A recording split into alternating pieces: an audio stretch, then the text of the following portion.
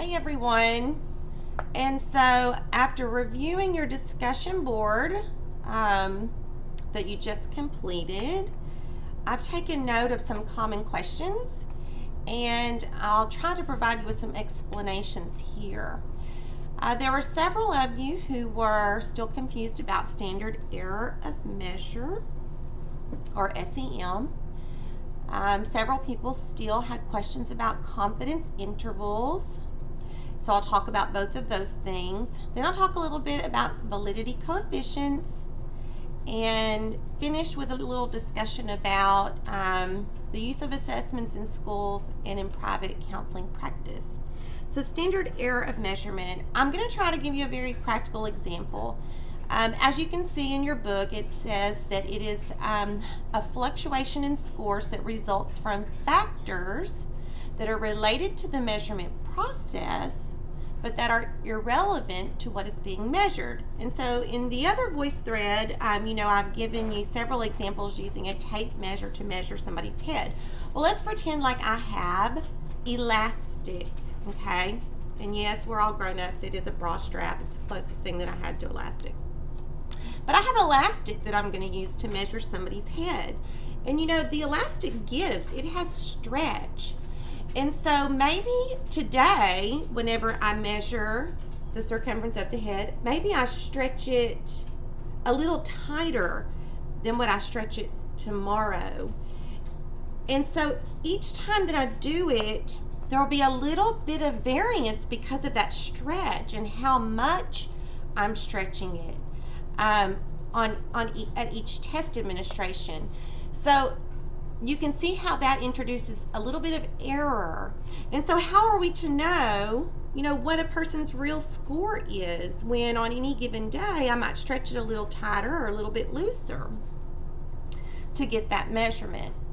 That's why we consider a person's observed score to be a reflection of what their true score might be within a range of scores, because there are things that can influence the results that introduce some error. Let's talk about confidence intervals for just a minute. So I like to think about this in terms of fishing at a pond.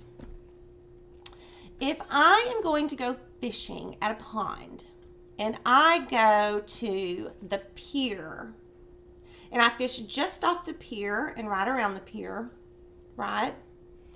Then I might have a 68% chance of catching a fish.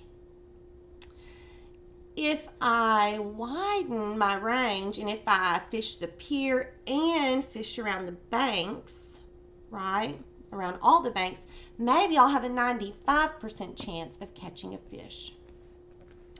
But if I choose to fish the pier and around the banks and get a little boat and go all up in the middle of the pond, then maybe I'll have a 99% chance of catching a fish.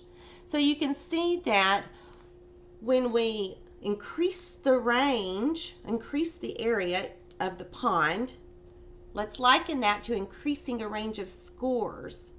And as the range gets larger, we have greater confidence that we'll have a true score within that range. And so with a 99% confidence interval, we're pretty dang sure that it's going to fall between these scores. 68% would fall, confidence would fall in between these scores, and the range is smaller. I hope that makes sense. Validity coefficients, they're no different than reliability coefficients. It's not about whether we're doing a reliability coefficient or validity coefficient. It's about what we're correlating together, and it all depends, as I've said before, on the type of data that we have. It doesn't matter if we're correlating half of the test items with this half of the test items, or if we're correlating, the score on an entire instrument with some outside criterion, which would be, establishing validity evidence. What matters is the kind of data that we have, and that's going to point you to Cronbach's Alpha, Cooter-Richardson, Spearman's-Rowe, etc. So you use those same calculations for reliability and validity, to establish reliability and validity. But the type of calculation depends on the kind of data. Remember, nominal, ordinal, ratio, and interval. Hope that kind of helps a little bit. And so let's talk about, several of you were saying, I work for a school and I don't really think that school counselors have much to do with the selection of tests and interpretation and so forth. Maybe your administration does a lot of that. I can tell you that it depends on where you work. I think if you're in a small school district, you might be even more likely to be a part of the selection of an instrument and score interpretation and deciding, how are we going to use the results of this assessment. When I was a school counselor, I did have to create benchmark assessments for different grade levels. We used AIMSweb, and so I was involved in selecting AIMSweb and how we're going to use that for RTI, and frequently had to meet with parents to convey test results and interpret test results for them. Some of you asked a question about private practice and the types of assessments that you might use there. That's going to depend on what you want to know about your client.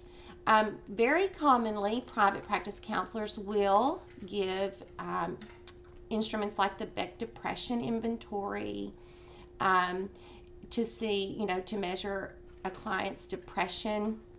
But I also commonly used an assessment called the Young's Schema Questionnaire because I liked, schema therapy was one of my primary theoretical models that I used in practice. But so it's just going to depend on what you want to know from your client.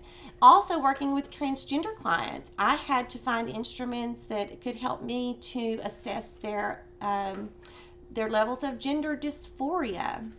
And so what you do is you figure out what I want to know about the client, and then you go looking for instruments. And there are tons. But whenever you're looking for instruments to measure a particular construct and you find 10 of them, this is where you want to say, okay, what's the reliability? How dependable is it?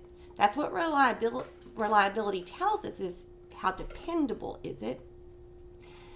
And how valid is it? That's when we want to look at all of the psychometric properties to say, yes, this is the one that I want to use with my client. So I hope that this information helps. I do encourage you all to leave comments to VoiceThread so that I can answer questions for everybody. And y'all have a great week.